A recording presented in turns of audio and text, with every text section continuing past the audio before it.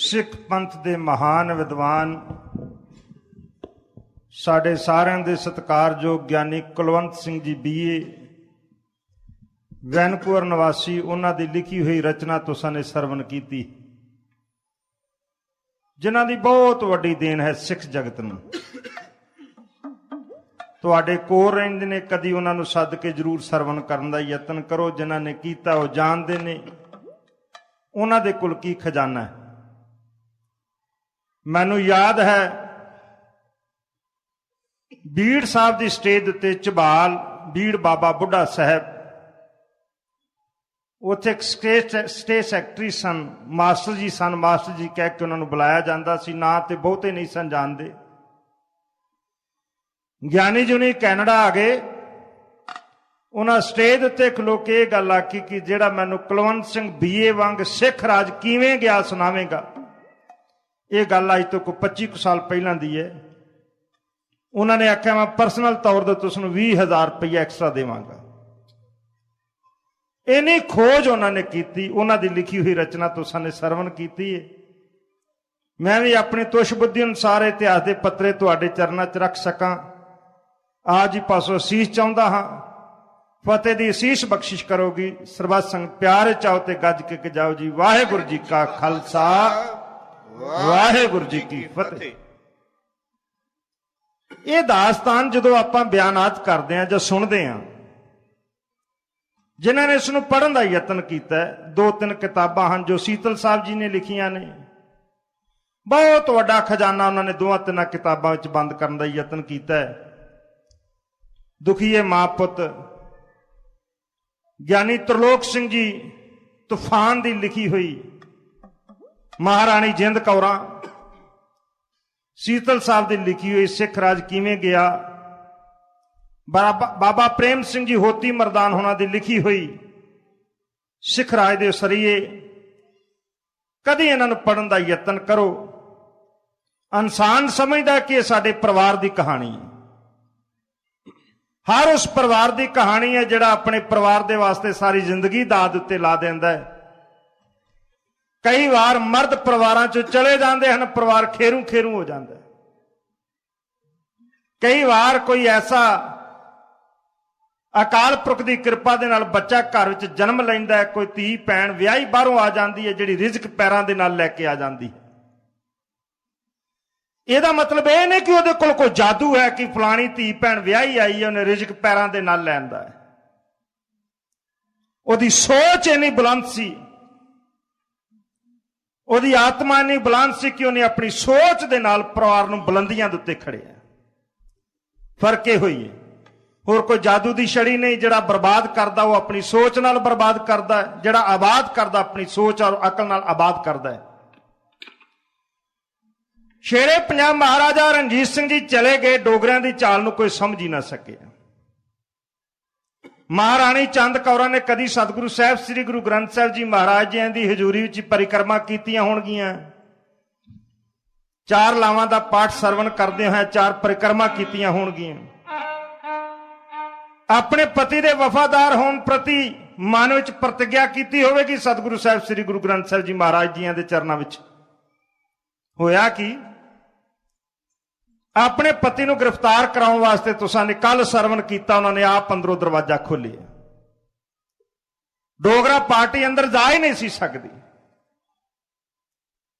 कितनी बदकिस्मत होवेगी एक औरत अपने पेकियां दी सदा सुख मंगदी है, भावें सहुरे घर नूं जमाने भर दा सुख होवे, पर एक औरत अपने पेकियां प्रति सदा ही फिक्रमंद रहिंदी है, भावें उसकी आयु 100 साल की क्यों ना हो जाए। वो अपने भरावां दी सुख मंगदी है,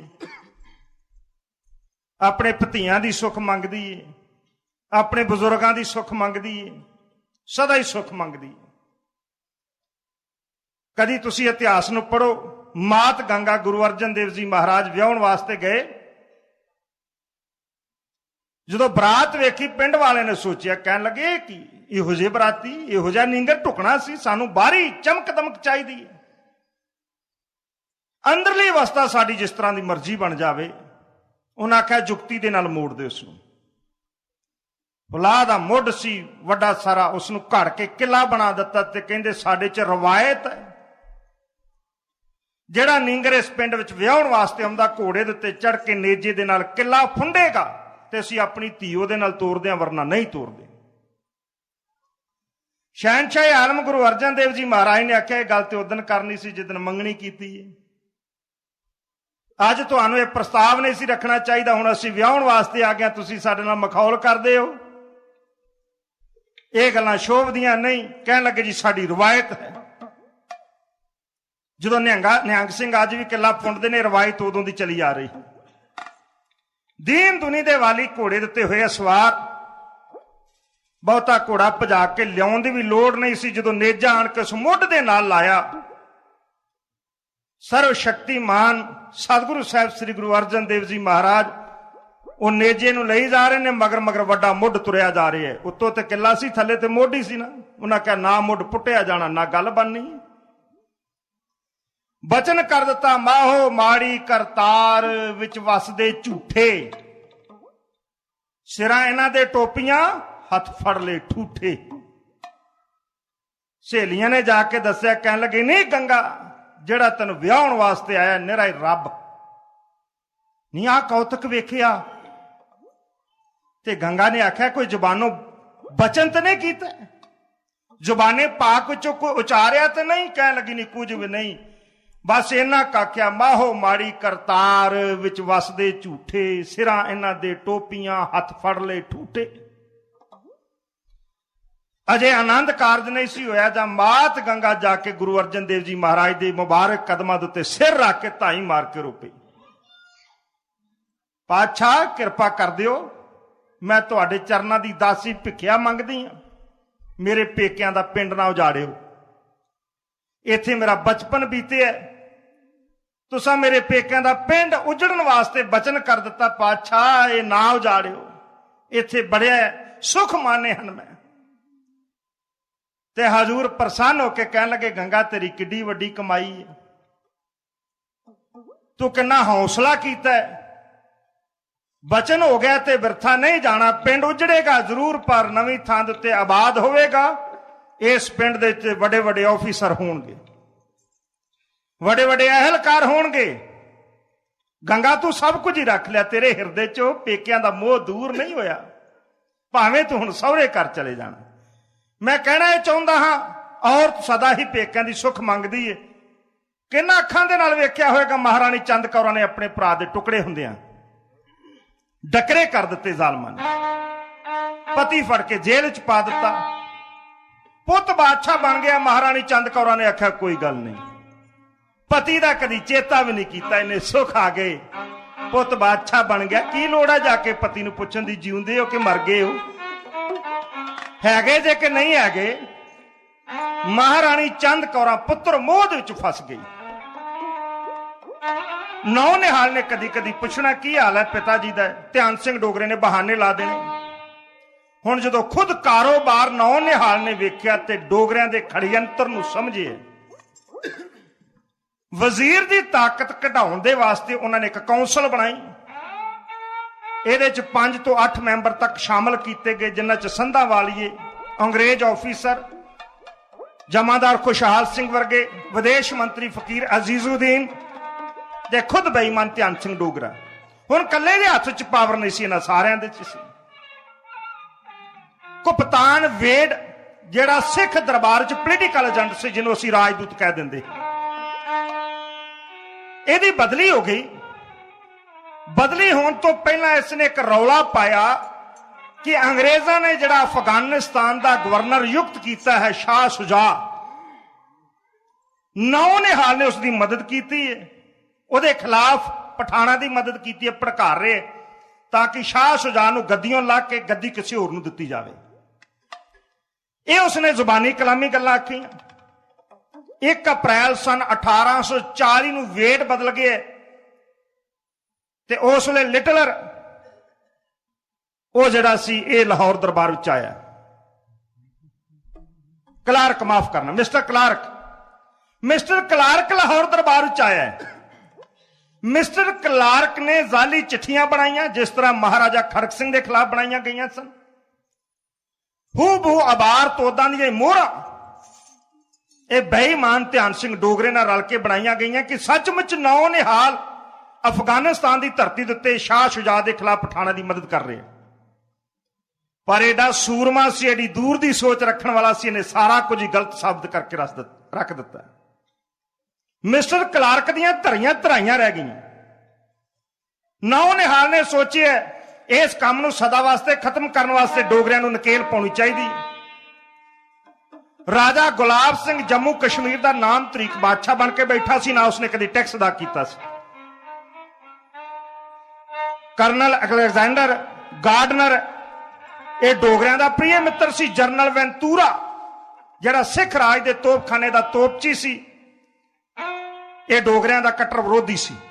ਨੌ ਨਿਹਾਲ ਨੇ ਜਨਰਲ ਵੈਂਤੂਰਾ ਨੂੰ ਕਸ਼ਮੀਰ ਦੀ ਧਰਤੀ ਉੱਤੇ ਮਾਮਲਾ ਕਰਾਉਣ ਵਾਸਤੇ ਭੇਜੇ। ਬੜਾ ਸਖਤ ਘੇਰਾ ਪਾ ਕੇ ਗੁਲਾਬ ਸਿੰਘ ਦੇ ਨੱਕ 'ਚ ਨਕੇਲ ਪਾ ਕੇ ਨੂੰ ਈਨ ਮਨਾ ਕੇ ਉਹਦੇ ਕੋਲੋਂ ਮਾਮਲਾ ਗੁਰਾ ਕੇ ਲਿਆਂਦਾ ਗਿਆ। ਇਹਦੇ ਨਾਲ ਡੋਗਰਿਆਂ ਨੂੰ ਇਸ ਗੱਲ ਦਾ ਇਲਮ ਹੋ ਗਿਆ ਕਿ ਨੌ ਨਿਹਾਲ ਦੇ ਨਾਲ ਸਾਡੀ ਹੁਣ ਗਲਣੀ ਨਹੀਂ, ਇਹ ਕੁਝ ਕਰਨਾ ਪਵੇਗਾ ਇਹਦੇ ਵਾਸਤੇ। ਇਹ ਕਿਵੇਂ ਹੋ ਸਕਦਾ ਹੈ? ਇਹ ਖੜਯੰਤਰ ਰਚੇ ਜਾ ਰਹੇ ਸਨ। ਦੂਸਰੇ ਪਾਸੇ ਜੇਲ੍ਹ ਵਿੱਚ ਪਏ ਹੋਏ ਮਹਾਰਾਜਾ ਖੜਕ ਸਿੰਘ ਦਾ ਜੋ ਹਾਲ ਸੀ, ਕੱਲ ਮੈਂ ਕੋਈ ਇੱਕ ਰਚਨਾ ਤੁਹਾਡੇ ਨਾਲ ਪ੍ਰਾਰੰਭ ਕੀਤੀ ਸੀ ਜਿਹਨੂੰ ਵਿੱਚੋਂ ਹੀ ਸਮਾਪਤ ਕਰਨਾ ਪਿਆ, ਖਿਮਾ ਚਾਹੁੰਦਾ ਉਹਦੇ ਵਾਸਤੇ। ਉੱਥੋਂ ਹੀ ਆਪਣੀ ਗੱਲ ਨੂੰ ਫਿਰ ਲੈਂਦਾ ਹਾਂ। ਕੀ ਹੋ ਰਿਹਾ ਦੂਸਰੇ ਪਾਸੇ ਮਹਾਰਾਜਾ ਖੜਕ ਸਿੰਘ ਨਾਲ? ਸੁਣੀਏ ਸਾਧ ਸੰਗਤ।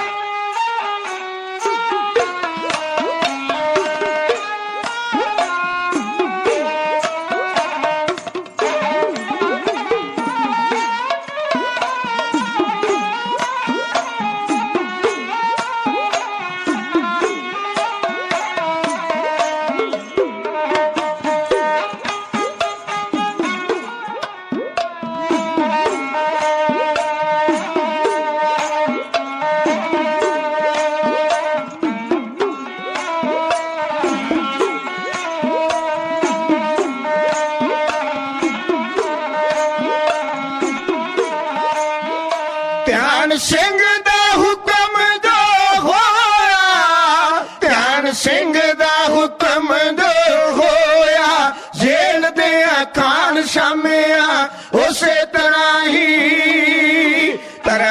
ਤਿਆਰ ਕੀਤਾ ਖਾਣਾ ਦਿੱਤਾ ਆ ਖੜਕ ਸਿੰਘ ਨੂੰ। ਉਹਨੇ ਖਾ ਕੇ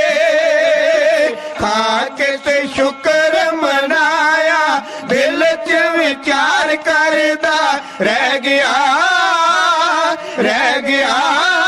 ਜ਼ਹਿਰ ਵਾਲਾ ਖਾਣਾ ਖਾਂਦਿਆਂ ਬਿਮਾਰ ਪੈ ਗਿਆ।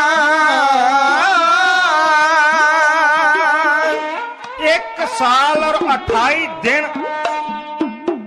ਮਹਾਰਾਜਾ ਖੜਕ ਸਿੰਘ ਧਿਆਨ ਸਿੰਘ ਦੀ ਕੈਦ ਚ ਰਹੇ ਨੇ। 1 ਸਾਲ 28 ਦਿਨ। ਮਹਾਰਾਜਾ ਰਣਜੀਤ ਸਿੰਘ ਤੋਂ ਬਾਅਦ ਉਹਦੀ ਕੈਦ ਵਿੱਚ ਪਹਿਲਾ ਬਾਦਸ਼ਾਹ ਹੀ ਮਹਾਰਾਜਾ ਰਣਜੀਤ ਸਿੰਘ ਦਾ ਲਖਤੇ ਜ਼ਿਕਰ ਕੈਦ ਹੈ। ਅਜੇ ਕਿੰਨਿਆਂ ਕੁਨੇ ਦੀ ਕੈਦ ਵਿੱਚ ਜਾਣਾ ਹੈ ਤੇ ਆਉਣ ਵਾਲੇ ਪੰਨੇ ਦੱਸਣਗੇ ਸਾਨੂੰ। ਕੈਦ ਵਿੱਚ ਪੈ ਕੇ ਗਏ, ਹੁਕਮ ਜਾਰੀ ਕਰ ਦਿੱਤਾ ਗਿਆ ਕਿ ਇਹਨਾਂ ਦੇ ਵਾਸਤੇ ਸਪੈਸ਼ਲ ਖਾਣਾ ਤਿਆਰ ਕੀਤਾ ਜਾਵੇ। ਆਟੇ 'ਚ ਲੂਣ ਜ਼ਿਆਦਾ ਹੁੰਦਾ ਸੀ, ਆਟਾ ਘੱਟ ਹੁੰਦਾ ਸੀ। ਨਾਲ ਉਹਨਾਂ ਨੂੰ ਜ਼ਹਿਰ ਐਸੇ ਦਿੱਤੇ ਗਏ ਜਿਹੜੇ ਬੰਦੇ ਨੂੰ ਯਕਦਮ ਨਾ ਮਾਰਨ ਪਰ ਜਿਉਣ ਜੋਗਾ ਵੀ ਨਾ ਛੱਡਣ। ਉਹ ਆਹਿਸਤਾ ਆਹਿਸਤਾ ਉਹਨਾਂ ਦੇ ਹੱਡ ਗਲਣੇ ਸ਼ੁਰੂ ਕੀਤੇ। ਕੁਝ ਦਿਨ ਖਾਣਾ ਖਾਣ ਦੀ ਦੇਰ ਸੀ, ਮਹਾਰਾਜਾ ਖੜਕ ਸਿੰਘ ਬਿਮਾਰ ਪੈ ਗਿਆ। ਕਹਿੰਦੇ ਬੜਾ ਭੋਲਾ ਬੰਦਾ ਸੀ, ਸਾਧੂ ਸੁਭਾਅ ਇਨਸਾਨ ਸੀ, ਦੁਖੀਆਂ ਦੇ ਦਰਦ ਨੂੰ ਆਪਣੇ ਦਿਲ ਉੱਤੇ ਮਹਿਸੂਸ ਕਰਨ ਵਾਲਾ ਸੀ ਔਰ ਵੱਲ ਫਰੇਬ ਆਉਂਦਾ ਨਹੀਂ ਸੀ। ਭਾਵੇਂ ਜੇਠਾ ਪੁੱਤਰ ਸੀ, ਜੇ ਦੂਰ ਦੀ ਸੋਚੀ ਜਾਂਦੀ ਤੇ ਪੰਜਾਬ ਦਾ ਰਾਜ ਭਾਗ ਸ਼ਾਇਦ ਨਹੀਂ ਸੀ ਕਰ ਸਕਦਾ। ਐਡਾ ਭੋਲਾ ਬੰਦਾ ਸਿਆਸੀ ਪਿੜ ਵਿੱਚ ਕਦੀ ਕਾਮਯਾਬ ਨਹੀਂ ਹੋਇਆ ਕਰਦਾ। ਪੰਜਾਬ ਦਾ ਬਾਦਸ਼ਾਹ ਜਾਂ ਤੇ ਸੱਚਮੁੱਚ ਹੀ ਸਰਦਾਰ ਸ਼ੇਰ ਸਿੰਘ ਬਣਨਾ ਚਾਹੀਦਾ ਸੀ ਜਾਂ ਨੌ ਨਿਹਾਲ ਹੀ ਪੈਂਦੀ ਸੱਟੇ ਬਣਨਾ ਚਾਹੀਦਾ ਸੀ। ਨੌ ਨਿਹਾਲ ਦੇ ਖਿਲਾਫ ਕੜੀ ਅੰਤਰ ਕੀਤਾ। ਉਸਨੇ ਆਪਣੀ ਤੇਜ਼ ਬੁੱਧੀ ਦੇ ਨਾਲ ਸਾਰਾ ਕੁਝ ਗਲਤ ਸਾਬਤ ਕਰਕੇ ਵਿਖਾ ਦਿੱਤਾ ਹੈ। ਖੜਕ ਸਿੰਘ ਦੇ ਖਿਲਾਫ ਖੜਯੰਤਰ ਰਚਿਆ ਗਿਆ ਸੀ, ਇੱਕ ਗੱਲ ਵੀ ਸਾਬਤ ਨਾ ਕਰ ਸਕਿਆ ਕਿ ਮੈਂ ਬੇਕਸੂਰ ਹਾਂ। ਬਿਮਾਰ ਹੋ ਗਏ, ਉਹ ਵਿਚਾਰਾ ਬਿਸਤਰੇ ਦੇ ਉੱਤੇ ਲੇਟੇ ਹੈ, ਤੁਰਨਾ ਵੀ ਆਤਰ ਹੋ ਗਏ। ਬਿਸਤਰੇ ਦੇ ਉੱਤੇ ਪਿਆ ਹੋਇਆ ਤਾਰੇ ਗਿਣਦਿਆਂ ਰਾਤ ਲੰਘ ਜਾਂਦੀ ਹੈ। ਦਿਨੇ ਛੱਤ ਵੱਲ ਵੇਖਦੇ ਆ, ਦਿਨ ਬਤੀਤ ਹੋ ਜਾਂਦਾ ਹੈ। ਕਈ ਵਾਰ ਫਰਿਆਦ ਕਰਦਾ ਹੈ, ਕਈ ਵਾਰ ਬੇਨਤੀਆਂ ਕਰਦਾ ਹੈ। ਕੀ ਹਾਲਾਤ ਹਨ ਉਹਦੇ ਜੇਲ੍ਹ ਦੇ, ਬੇਨੇ ਕੀਤਾ ਜਾ ਰਿਹਾ ਹੈ।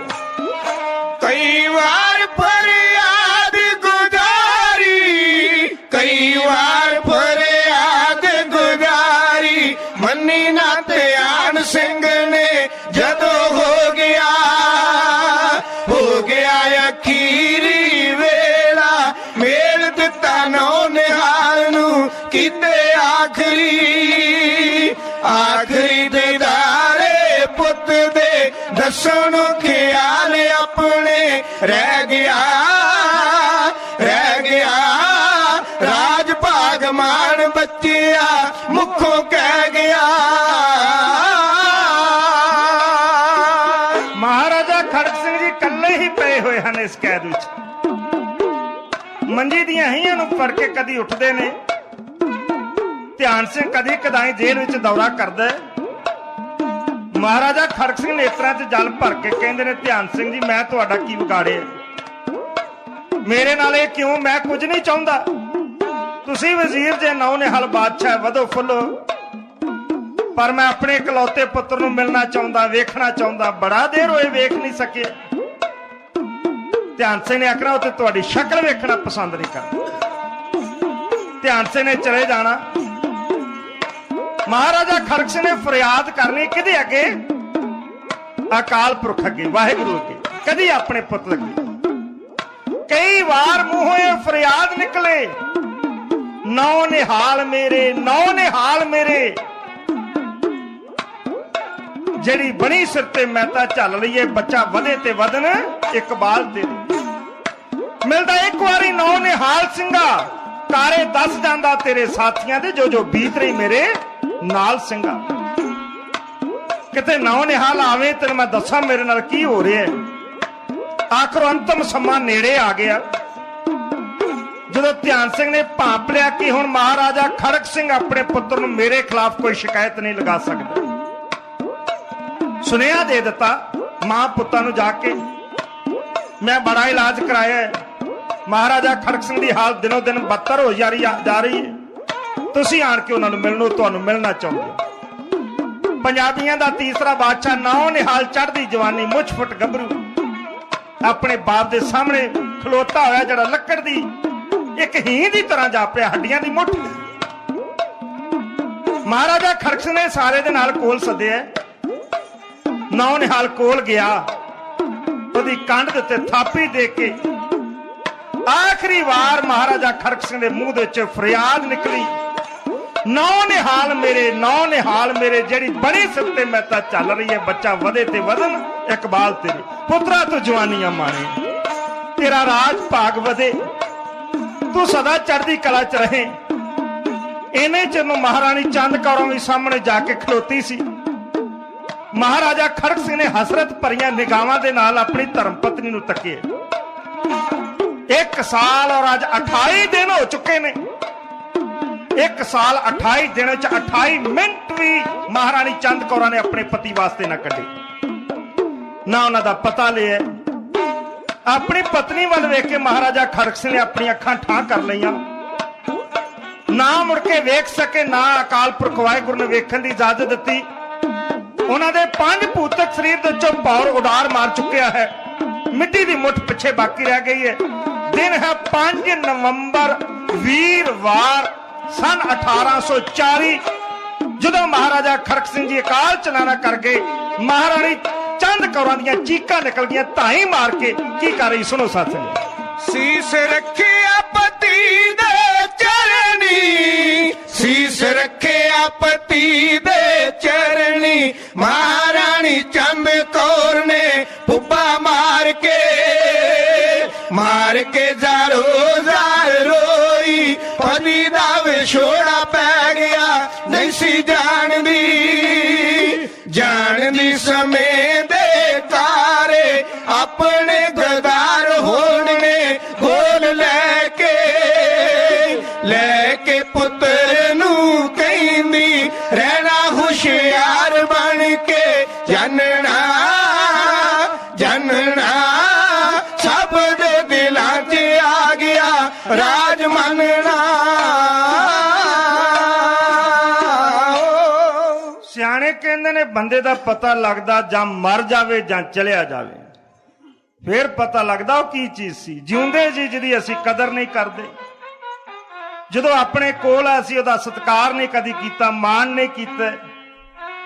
ਜਦੋਂ ਇਨਸਾਨ ਚਲਿਆ ਜਾਂਦਾ ਤੇ ਇਹ ਪਤਾ ਲੱਗ ਜੇ ਹੁਣ ਜ਼ਿੰਦਗੀ ਭਰ ਮੁੜ ਕੇ ਉਸਨੇ ਮਿਲਣਾ ਨਹੀਂ, ਫਿਰ ਇਨਸਾਨ ਆਪਣਾ ਆਪ ਸਹਾਰ ਨਹੀਂ ਸਕਦਾ। ਔਰਤ ਕਰੋੜਾਂ ਰੁਪਈਆਂ ਦੀ ਮਾਲਕ ਹੋਵੇ, ਅਰਬਾਂ ਖਰਬਾਂ ਦੀ ਮਾਲਕ ਹੋਵੇ, ਸਾਡੇ ਪੰਜਾਬੀਆਂ ਦਾ ਸੱਭਿਆਚਾਰ ਇਹਨਾਂ ਅਮੀਰ ਔਰ ਮਜ਼ਬੂਤ ਹੈ। ਕਹਿੰਦੇ ਨੇ ਖੁਦਾ ਨਾ ਖਾਸਤਾ ਕਿਸੇ ਔਰਤ ਦਾ ਸੁਹਾਗ ਤੁਰ ਜਾਵੇ, ਭਾਵੇਂ ਉਹਦਾ ਬੁਢਾਪਾ ਹੀ ਕਿਉਂ ਨਾ ਆਇਆ ਹੋਵੇ, ਲੋਕ ਕਹਿੰਦੇ ਨੇ ਇਹਦੀ ਸਰਦਾਰੀ ਚਲੇ ਗਈ,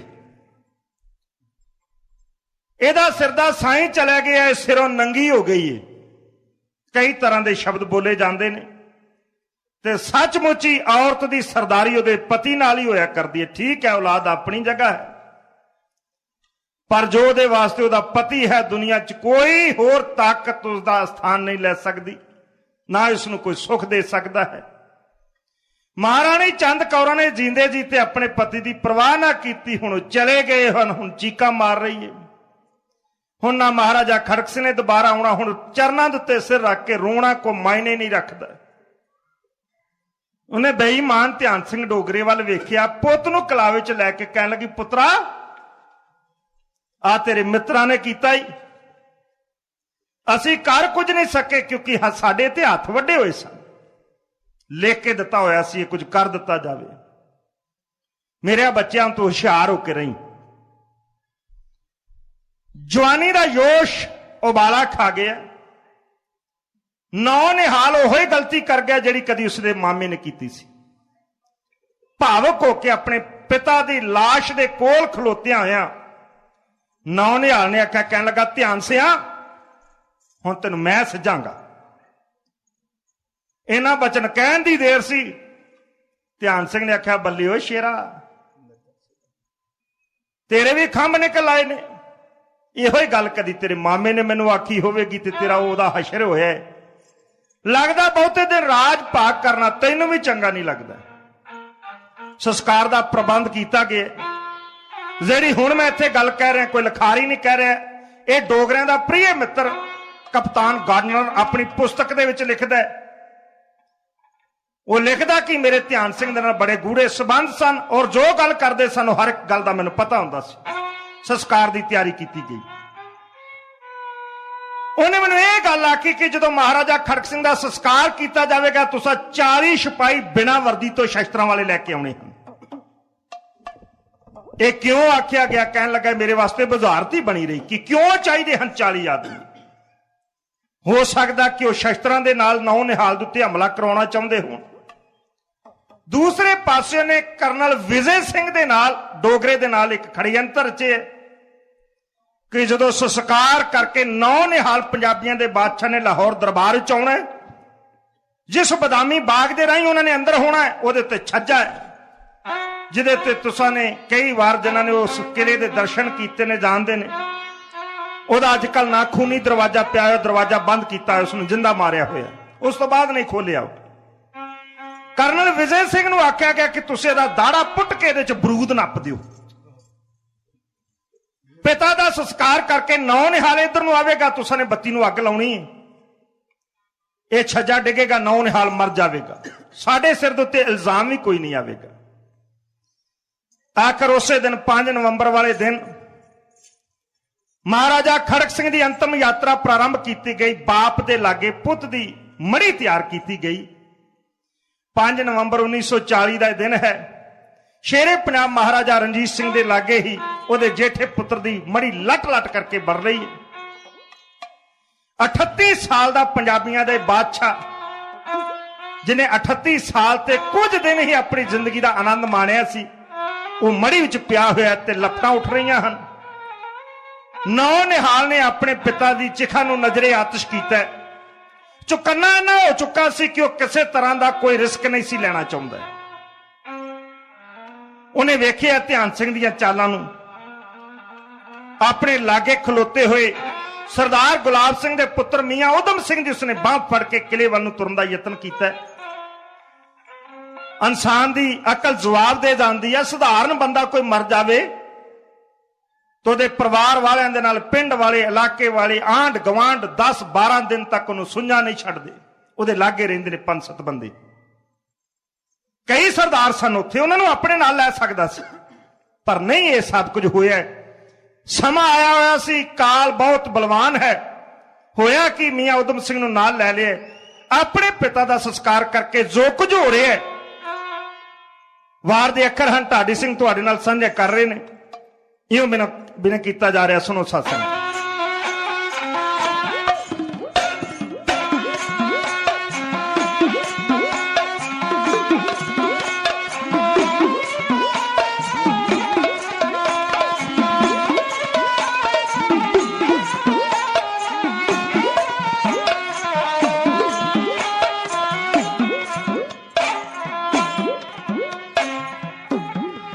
साहिबा हो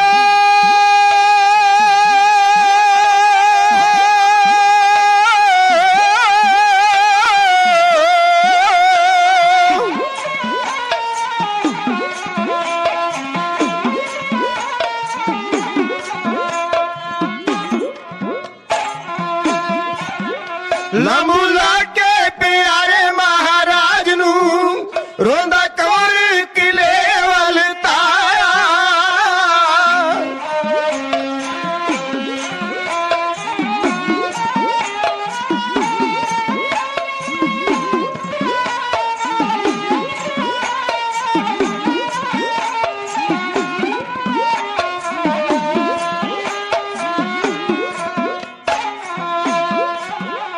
गोद सदाई पिता दी खुश गई, जीदे विच गया लाडा ना खिडाया।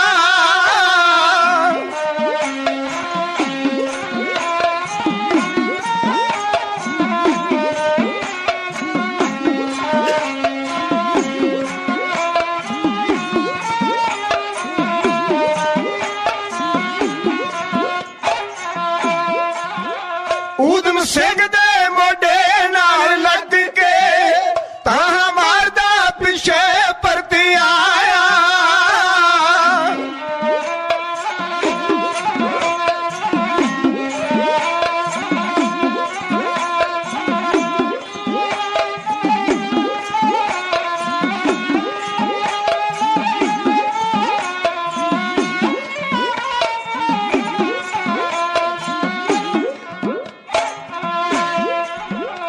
अगे मौसी सजे ते हसदी, जिदियां दर्द बरूद दबाया। आंदे कंवर नू हीरा सिंह वेखिया, हो वेखिया कंवर नू हीरा सिंह वेखिया। इत्थे एक गल नोट करने वाली है सत संगत, कर्नल विजय सिंह आप छजे दे उत्ते खलोता होया है। एक बंदा उसने होर लागे खिलारिया होया जिहदे विच बलदी हुई एक बत्ती है। हुण जिहड़ा छज्जे दे उत्ते खलोता होया बंदा, उसने इस गल दा पता नहीं लग सकदा कि जिहदे उत्ते छज्जा सुटना है वो बंदा छज्जे दे थल्ले आ चुका जां गांह लंघ चुका है।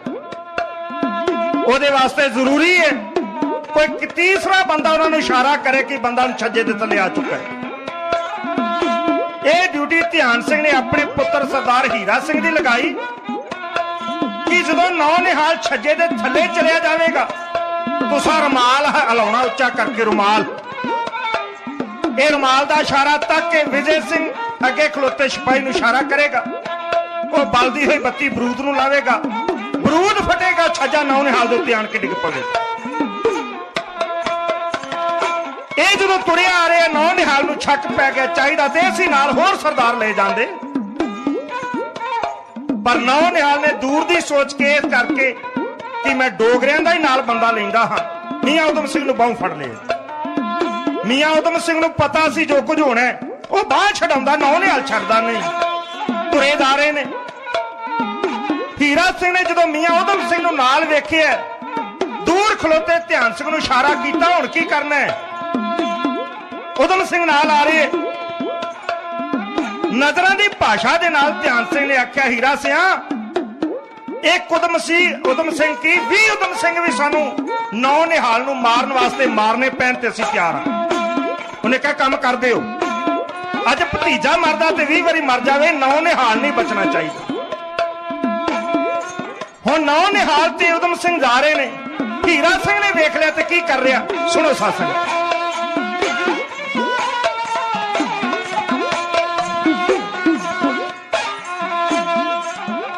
ਆਉਂਦੇ ਕੰਵਰ ਨੂੰ ਹੀਰਾ ਸਿੰਘ ਵੇਖਿਆ, ਹੋ ਕਰਮਾਂ ਵਾਲਿਓ। ਆਉਂਦੇ ਕੰਵਰ ਨੂੰ ਹੀਰਾ ਸਿੰਘ ਵੇਖਿਆ, ਉੱਚਾ ਕਰਕੇ ਰੁਮਾਲ ਹਿਲਾਇਆ।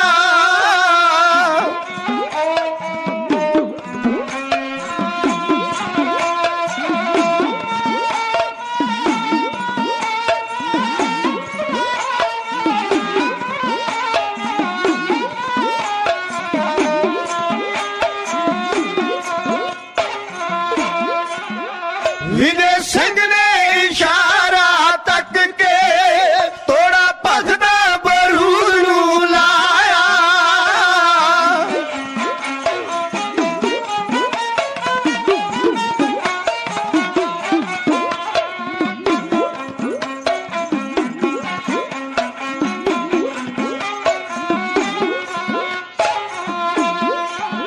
ਛੱਜਾ ਉੱਡ ਕੇ ਕਵਰ ਤੇ ਡਿੱਗਿਆ, ਟੋਕੇ ਹੋ ਗਿਆ ਹੋਣੀ ਨੇ ਟੁਕਾਇਆ।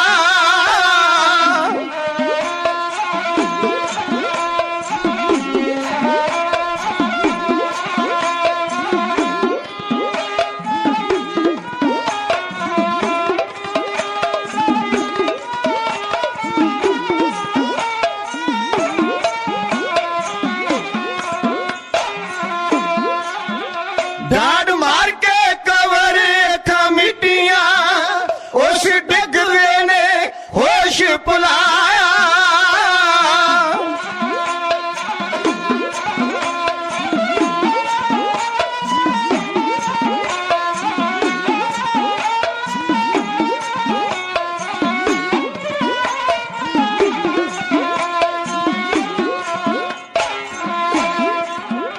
ਕੱਤ ਪਾਲਕੀ ਕਿਲੇ ਵੱਲ ਲੈ ਗਏ, ਬੂਹਾ ਬੰਦ ਕੱਟ ਡੋਗਰੇ ਕਰਾਇਆ। ਹੋ ਕਰਮਾਂ ਵਾਲਿਓ। ਹੀਰਾ ਸਿੰਘ ਨੇ ਰੁਮਾਲ ਹਿਲਾਇਆ ਤੇ ਵਿਜੇ ਸਿੰਘ ਨੇ ਇਸ਼ਾਰਾ ਤੱਕ ਕੇ ਉਸ ਵੇਲੇ ਹੀ ਅੱਗੇ ਖਲੋਤੇ ਸਿਪਾਹੀ ਨੂੰ ਹੁਕਮ ਕੀਤਾ। ਉਹਨੇ ਬਰੂਦ ਨੂੰ ਬੱਤੀ ਲਗਾ ਦਿੱਤੀ। ਬਰੂਦ ਫਟਿਆ, ਇਹ ਛੱਜਾ ਨੌ ਨਿਹਾਲ ਦੇ ਉੱਤੇ ਆਣ ਕੇ ਡਿੱਗਿਆ। ਹੁਣ ਨੌ ਨਿਹਾਲ ਚੁਕੰਨਾ ਸੀ। ਜਦੋਂ ਬਰੂਦ ਦਾ ਖੜਾਕ ਹੋਇਆ, ਕਰ ਛੱਜਾ ਡਿੱਗਣ ਲੱਗਾ, ਸੈਕਿੰਡ 2 ਸੈਕਿੰਡ ਤੇ ਲੱਗਦੇ ਹੀ ਹੋਣਗੇ ਨਾ। ਨੌ ਨਿਹਾਲ ਨੇ ਆਪਣੇ ਉੱਤੇ ਉਧਮ ਸਿੰਘ ਨੂੰ ਸੁੱਟ ਲਿਆ ਤੇ ਆਪ ਥੱਲੇ ਪੈ ਗਏ। ਹੁਣ ਸਾਰੇ ਦਾ ਸਾਰਾ ਛੱਜਾ ਜਿਹੜਾ ਸੀ, ਭਾਰ ਜਿਹੜਾ ਸੀ ਉਧਮ ਸਿੰਘ ਦੇ ਸਿਰ ਦੇ ਉੱਤੇ ਆਣ ਕੇ ਪਿਆ ਤੇ ਉਧਮ ਸਿੰਘ ਦਾ ਸਿਰ ਫਿਸ ਗਿਆ, ਉਹ ਥਾਂ ਮਰ ਗਏ। ਪਰ ਛੱਜਾ ਏਡਾ ਜ਼ਬਰਦਸਤ ਡਿੱਗਾ ਸੀ ਕਿ ਨੌ ਨਿਹਾਲ ਵੀ ਬੇਹੋਸ਼ ਹੋ ਗਏ, ਪਰ ਉਹਦਾ ਸਿਰ ਨਹੀਂ ਪਾਟਾ, ਕੋਈ ਸੱਟ ਨਹੀਂ ਲੱਗੀ। ਜਿਹੜੀ ਪਾਲਕੀ ਚ ਇਸ ਨੂੰ ਪਾ ਕੇ ਖੜਿਆ ਗਿਆ, ਬਾਅਦ ਚੋਂ ਪਾਲਕੀ ਵੇਖੀ, ਉਹਦੇ ਚ ਸਿਰਫ ਕਹਿੰਦੇ ਨਾਨਕਸ਼ਾਹੀ ਰੁਪਈਏ ਜਿੰਨਾ ਗੋਲ ਦਾਗ ਸੀ ਖੂਨ ਦਾ। ਸਿਰਫ ਜੇ ਸਿਰ ਫਿਸਿਆ ਹੁੰਦਾ ਤੇ ਇੱਥੇ ਖੂਨ ਦੇ ਛੱਪੜ ਲੱਗ ਜਾਣੇ ਸਨ। ਨੌ ਨਿਹਾਲ ਜੀ ਬੇਹੋਸ਼ ਹੋ ਗਏ। ਗਾਰਡਨਰ ਲਿਖਦਾ, ਕਹਿੰਦਾ ਜਦੋਂ ਮੈਂ 40 ਸਿਪਾਹੀ ਲੈ ਕੇ ਆਇਆ, ਧਿਆਨ ਸਿੰਘ ਦੌੜਾ ਮੇਰੇ ਵੱਲ ਆਇਆ, ਨੇ ਆਖਿਆ ਹੁਣ ਲੋੜ ਨਹੀਂ, ਤੂੰ ਲੈ ਜਾ ਆਪਣੇ ਸਿਪਾਹੀ। ਹੁਣ ਉੱਥੇ ਭਈਏ ਸਨ, ਕੁਝ ਪੂਰਬੀਏ ਭਈਏ ਜਿਨ੍ਹਾਂ ਦੀ ਗਿਣਤੀ 5 ਦੱਸੀ ਜਾਂਦੀ। ਉਹ ਚੌਹਾਂ ਨੇ ਫੜ ਕੇ ਦਵਾ ਚੁੱਕ ਕੇ ਨੌ ਨਿਹਾਲ ਨੂੰ ਪਾਲਕੀ ਚ ਪਾਇਆ ਤੇ ਪਾਲਕੀ ਚੁੱਕ ਕੇ ਕਿਲੇ ਵੱਲ ਲੈ ਗਏ। ਸਰਦਾਰ ਦੇਸਾ ਸਿੰਘ ਮਜੀਠੀਏ ਬੁੱਢੇ ਸਰਦਾਰ ਨੇ ਸਾਰਾ ਕੁਝ ਵੇਖਿਆ, ਦੌੜ ਕੇ ਕਿਲੇ ਵੱਲ ਆਇਆ। ਉਹਨਾਂ ਚ ਦਰਵਾਜ਼ਾ ਬੰਦ ਹੋ ਰਿਹਾ ਸੀ, ਉਹਨੇ ਧੱਕੇ ਮਾਰੇ, ਪਰ ਬੁੱਢੇ ਸਰਦਾਰ ਨੂੰ ਧੱਕੇ ਦੇ ਕੇ ਲੰਬੇ ਕਰ ਦਿੱਤਾ ਗਿਆ।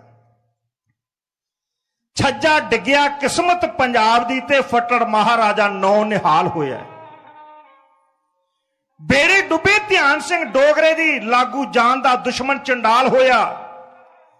ਕੱਤ ਪਾਲਕੀ ਕਿਲੇ ਦੇ ਵਿੱਚ ਲੈ ਗਏ, ਬਾਹਰੋਂ ਬੰਦ ਬੂਆ ਹੁਕਮ ਨਾਲ ਹੋਇਆ। ਅੱਗੇ ਸੁਣਾ ਕਲੇਜੇ ਤੇ ਹੱਥ ਧਰ ਕੇ ਜਾ ਕੇ ਵਿੱਚ ਮੈਲੀ ਜਿਹੜਾ ਹਾਲ ਹੋਇਆ। ਸਰਦਾਰ ਨੂੰ ਧੱਕੇ ਦਿੱਤੇ ਗਏ। ਮੜੀ ਦੇ ਕੋਲ ਖਲੋਤੀਆਂ 9 ਸੱਸ ਮਹਾਰਾਣੀ ਚੰਦ ਕੌਰਾਂ ਔਰ ਬੀਬੀ ਨਾਨਕੀ, ਸਰਦਾਰ ਸ਼ਾਮ ਸਿੰਘ ਅਟਾਰੀ ਦੀ ਪੁੱਤਰੀ, ਮਹਾਰਾਜਾ ਖੜਕ ਸਿੰਘ ਦੀ ਨੌਂ, ਕੰਵਰ ਨੌ ਨਿਹਾਲ ਸਿੰਘ ਦੀ ਧਰਮ ਪਤਨੀ। ਬੁੱਢੇ ਸਰਦਾਰ ਨੇ ਆਖਿਆ, ਕਹਿਣ ਲੱਗਾ, ਮਹਾਰਾਣੀ ਸਾਹਿਬਾ ਪਤੀ ਨੂੰ ਰੋਣ ਨਹੀਂ ਹੈ, ਤੇਰਾ ਪੁੱਤ ਵੀ ਗਿਆ ਈ, ਸੁੱਟ ਦਿੱਤਾ ਛੱਜਾ ਉਹਦੇ ਉੱਤੇ, ਅਨਰਥ ਹੋ ਗਿਆ। ਇਹ ਦੋਵੇਂ 9 ਸੱਸਾਂ ਦੌੜੀਆਂ ਉਧਰ ਨੂੰ ਜਾ ਰਹੀਆਂ ਨੇ। ਕੱਲ ਦੇ ਮਜ਼ਮੂਨ ਨੂੰ ਮੈਂ ਇੱਥੋਂ ਫਿਰ ਪ੍ਰਾਰੰਭ ਕਰਨ ਦਾ ਯਤਨ ਕਰਾਂਗਾ। ਹੋਈਆਂ ਭੁੱਲਾਂ ਦੀ ਤੁਹਾਡੇ ਪਾਸੋਂ ਖਿਮਾ ਮੰਗਦਾ। ਤੁਹਾਡਾ ਸਾਰਿਆਂ ਦਾ ਬਹੁਤ ਬਹੁਤ ਧੰਨਵਾਦ। ਬਹੁਤ ਆਨੰਦਮਈ ਤਰੀਕੇ ਨਾਲ ਤੁਸਾਂ ਨੇ ਬੈਠ ਕੇ ਇਸ ਦਰਦ ਭਰੀ ਦਾਸਤਾਨ ਨੂੰ ਸਰਵਣ ਕਰਨ ਦਾ ਯਤਨ ਕੀਤਾ ਹੈ। ਕਈ ਵਾਰ ਲਫ਼ਜ਼ ਤਲਫ਼ਜ਼ ਹੋ ਜਾਂਦੇ ਹਨ, ਉਹਨਾਂ ਨੂੰ ਤੁਸਾਂ ਨੇ ਆਪ ਸ਼ੁੱਧ ਕਰਨ ਦਾ ਯਤਨ ਕਰਨਾ ਹੈ। ਅੱਗੇ ਵਾਸਤੇ ਸਮਤ ਬਖਸ਼ਿਸ਼ ਕਰਨੀ ਜੀ। ਢਾਡੀ ਸਿੰਘਾਂ ਪਾਸੋਂ ਆਨੰਦ ਸਾਹਿਬ ਦਾ ਜਾਪ ਸਰਵਣ ਕਰੀਏ। ਦਾਸ ਨੂੰ ਹੋਈਆਂ ਭੁੱਲਾਂ ਦੀ ਖਿਮਾ ਬਖਸ਼ਿਸ਼ ਕਰ ਦਿਓ। ਫਤਿਹ ਬੁਲਾਓ। ਆਖੋ ਜੀ ਵਾਹਿਗੁਰੂ ਜੀ ਕਾ ਖਾਲਸਾ, ਵਾਹਿਗੁਰੂ ਜੀ।